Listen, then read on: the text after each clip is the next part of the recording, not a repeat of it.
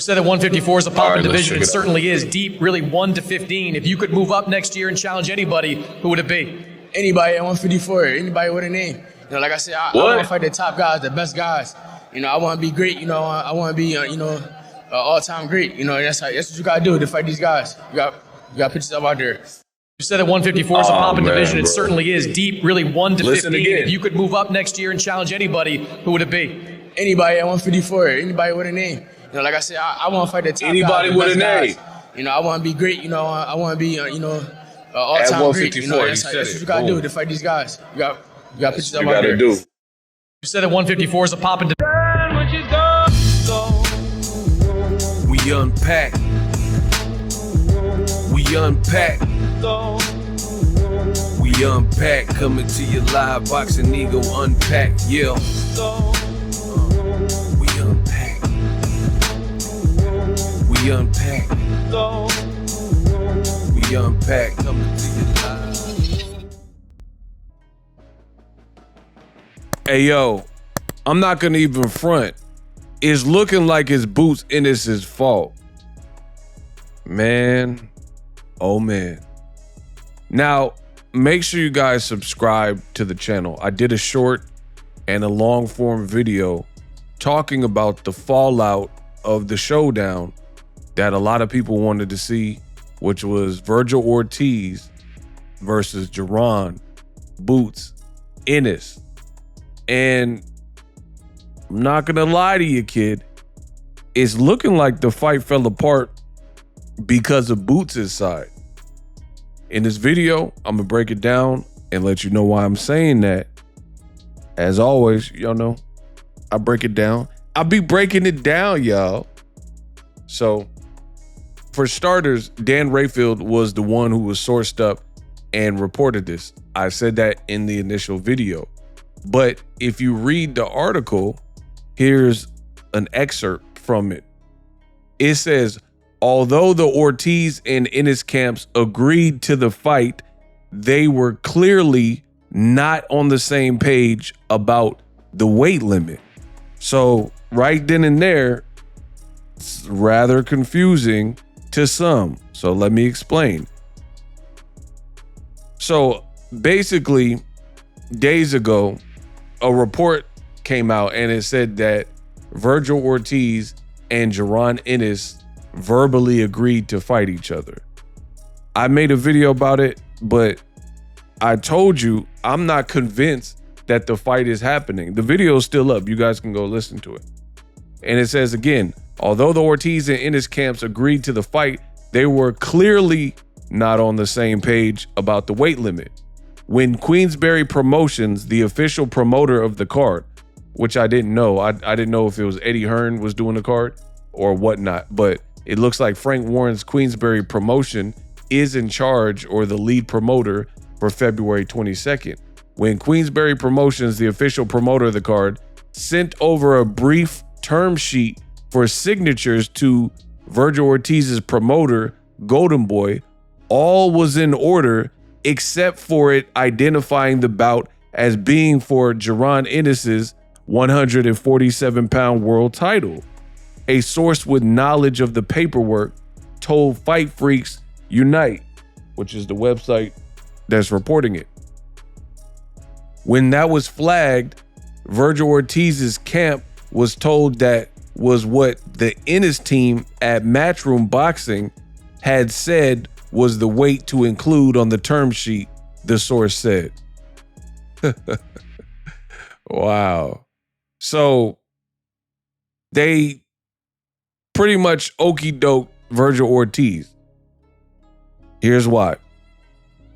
So both parties agreed to the fight, but Vergil Ortiz his side was certain that the fight was going to be at 154 pounds. When they sent over the documentation to get a signature and give Vergil Ortiz a signature, obviously his team, his lawyers or whatever, looked over the contract and said, wait 1 minute. They're saying they want the fight at welterweight, right?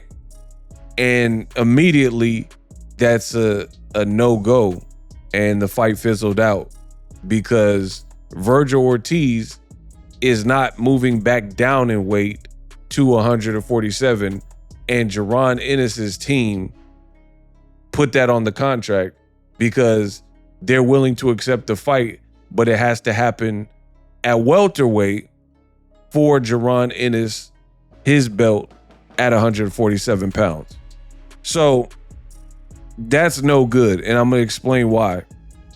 The reason why it's looking like Boots' fault is a few reasons. For one, he fought Karen Chukadasian, a fight nobody wanted, in a rematch, but it was his mandatory at welterweight as the IBF champion. Immediately after that fight, Jaron Ennis, he didn't look as special as people expected him to. A lot of people thought, hey, it's the same guy. You already beat him 12-0 and, beat him all rounds. You'll do better here. And he himself said he was going to stop dude. He actually performed worse and lost rounds, whereas in the first fight, he didn't really lose rounds to Karen Chukadasian. But Chukadasian switched it up and was pressing him and walking forward and had a nice little game plan and was boxing very craftily, right? Immediately after that fight, which is, again, subpar, and a lot of people said he was exposed or got hit too much, etc., Jaron Ennis, you can go listen to the DAZN post-fight interview. He says, I think it's time to move up to 154 pounds, and basically expressed the need to give his body a break and move up. And then he said something like, I'm going to see what my team wants to do, yada, yada, yada. So right then and there, you done effed up. Jaron Ennis, the fact that he put that out there signifies that weight and making weight at 147 is an issue, right? So that's strike one. The other issue is, you said you wanted to be undisputed. You said you wanted to unify at 147. However, your promoter has no pull with those other fighters. They're all with separate promotional entities, right? Brian Norman, he's with Top Rank, and he has like the WBO belt. And you have Stanionis and Mario Barrios. Barrios just fought on Jake Paul Mike Tyson card and retained his WBC belt. And you have Stanionis with the WBA. They're both with Al Heyman and PBC. So Eddie Hearn has no jurisdiction. We don't know if we can see Eddie Hearn make those fights. So what are you staying at 147 for if you can barely make the weight? Because as I've always said, Boots is a big 147. Strike two. Now, I'll be striking them out. Nolan Ryan, Roger Clemens. I'm the new Randy Johnson. Here's your third strike. Boots Ennis in the past has several interviews, namely when he was calling out Terrence Crawford, and he says he can do 147 or he could do 154. So Terrence Crawford is far more like overall skilled, like defense, offense. He's more dynamic. He, in my opinion, he's just done more than Vergil Ortiz Jr.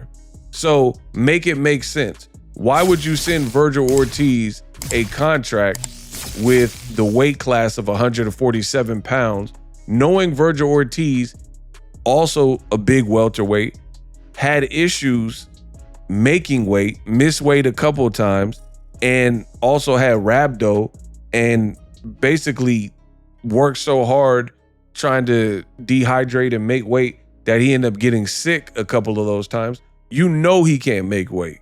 That. And he fights at 54. He just fought Boachuk for the WBC interim belt. So how is it that Boots and his team can fight Crawford, who's more experienced and more accomplished than Vergil Ortiz? And they literally said at 47 or 154 pounds, but then you let the fight with Vergil Ortiz that people wanted to see, you let that fall apart over weight, because it sounds like they agreed on everything, minus the weight. And that's obviously a sticking point because Vergil Ortiz probably can't make 147 at all for obvious reasons. So to me, this is, I hate to say it, but this looks kind of duckish. This looks kind of duckish because this is the type of stuff you do, silly stuff that I've been in this game for so long, bro. And this is the type of stuff that people do when they don't want to fight for real, because you agree and publicly agree. So everybody looks macho and yeah, we're going to get a fight. And I'm smart enough, and I warned y'all to not fall for it. But unsuspecting fans, they did fall for it. But anyway, what you do is you have inconsistencies and issues with the paperwork. So you know that a reasonable team that's thorough, they're going to catch the errors that you put on the contract. And then it's just going to delay to the point where it's like, oh, we're moving on. This is taking too long. It's like the oldest trick in the book.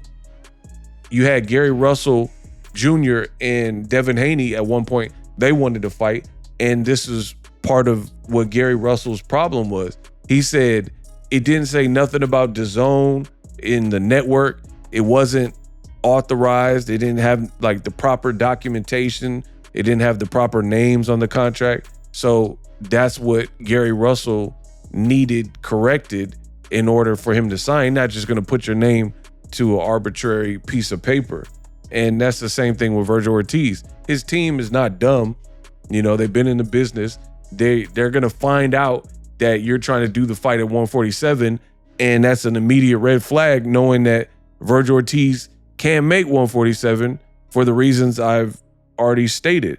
So that was kind of the old switcheroo. Why would you expect this fight at 47 when you were willing to fight Crawford at 54? And in the past, you said you could fight at 47 or 54. And in your last fight, post-fight interview, you said you probably have to move up because making weight is an issue.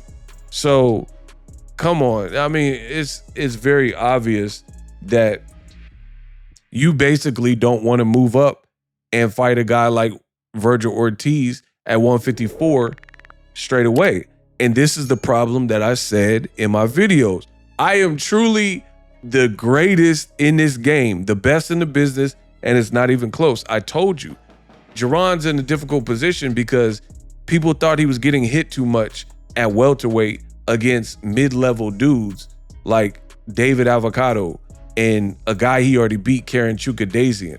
Vergil Ortiz is way better than both of those guys at 47, and he hits harder, I'm assuming, at 54 than both of those guys. So to go from those two performances with Eddie Hearn, right, the Avocado fight and the Chukadazian, where it looks like there were some holes in your game that you would want to shore up, I told you this would be a big risk moving straight up to 54 and fighting a guy like Vergil Ortiz, who showed in his last fight with Boachuk that he's stupid durable and he definitely has heart.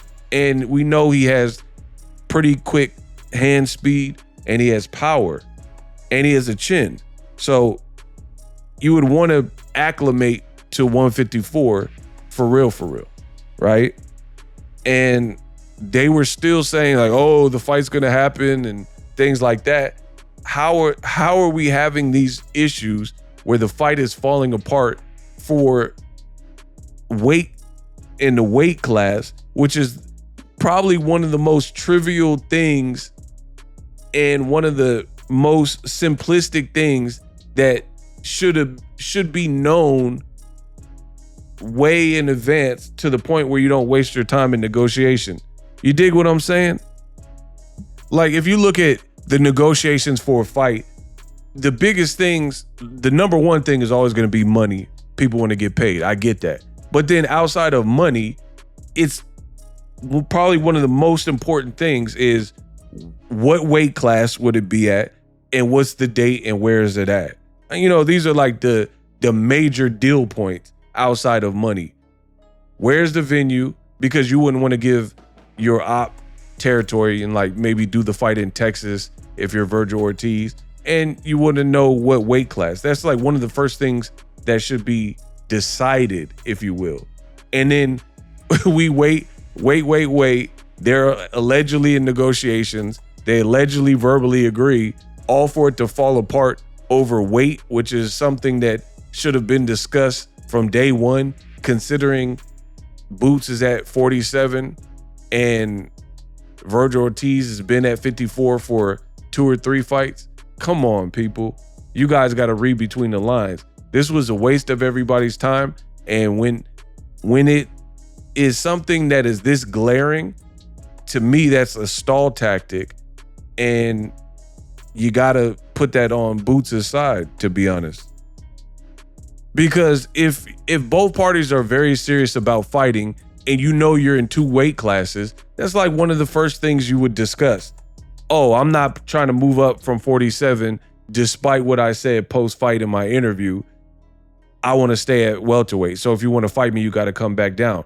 Vergil Ortiz and his team will be like, hey, he can't do that. My client almost got killed and, put himself in the hospital trying to make weight previous times, and he's acclimated to a new weight class. No deal. Maybe we'll meet in the future when you get up here, if we're in the same weight class, if I'm still here. Boom. And then you don't waste anybody's time.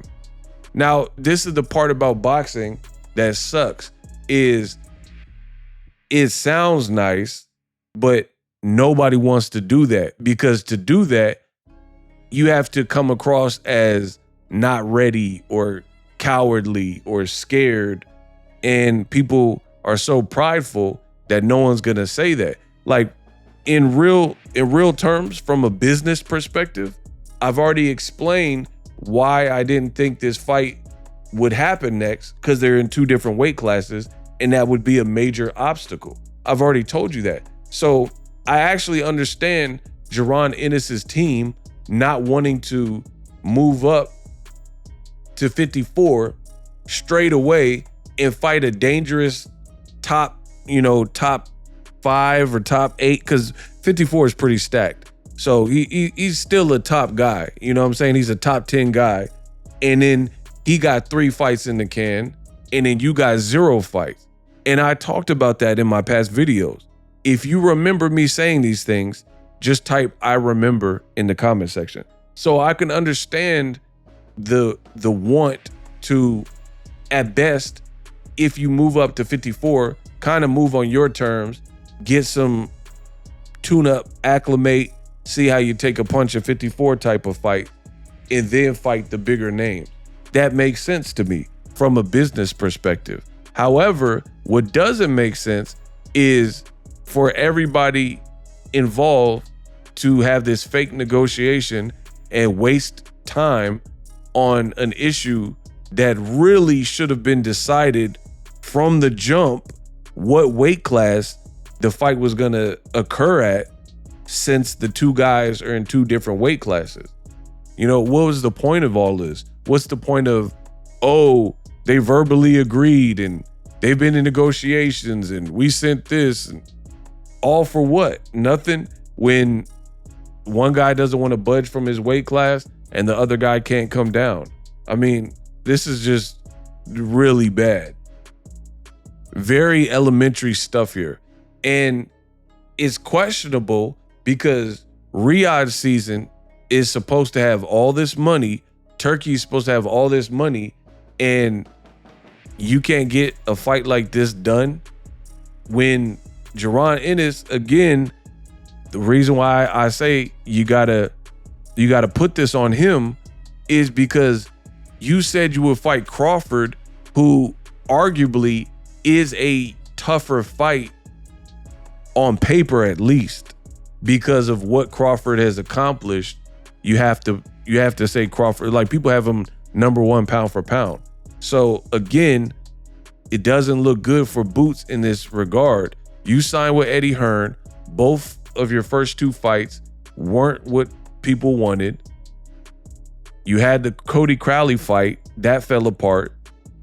And then now you've been in negotiations for X amount of time since your last fight, in a fight that people do want.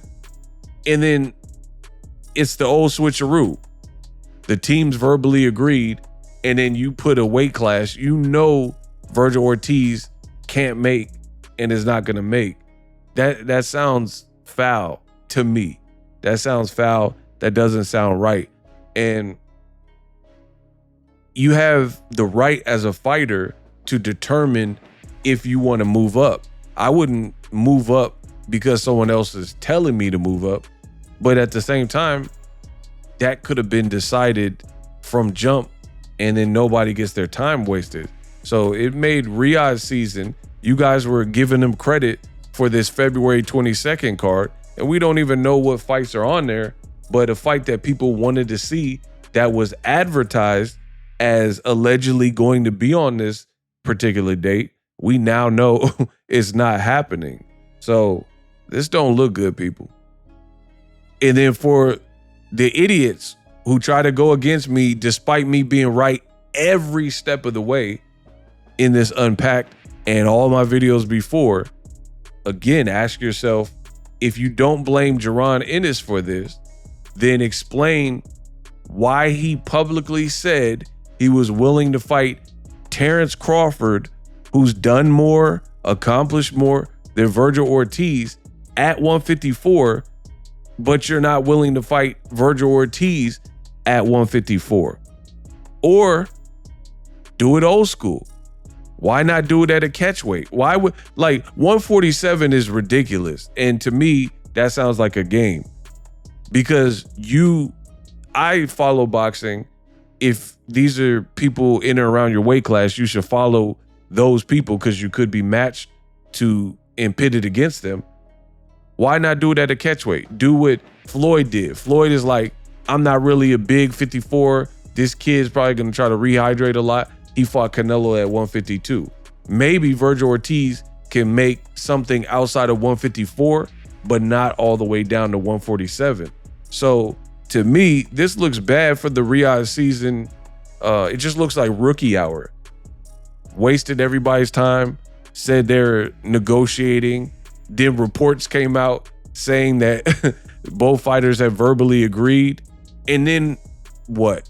Days later, they said the fight fizzled out. It looks stupid, people. And this is one of the bad sides of boxing, the dark sides of boxing, why people don't take boxing serious like they used to.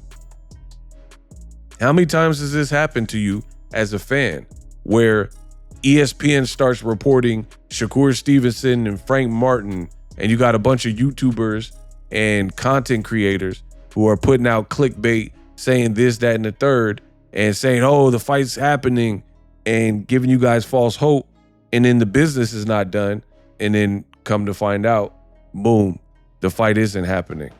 So I need you guys to deliver me answers.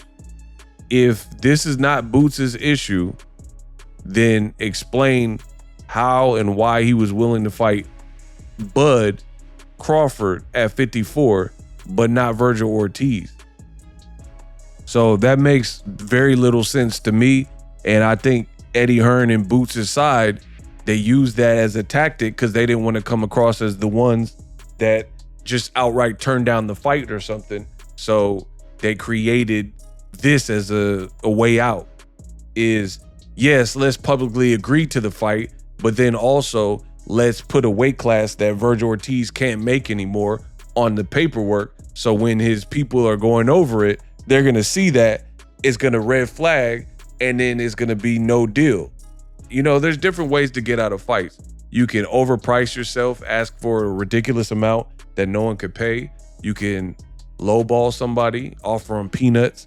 But then there's also like little gimmicky game stuff, like, or a combination of these things where you mess up the contract and send it late when you're on a deadline.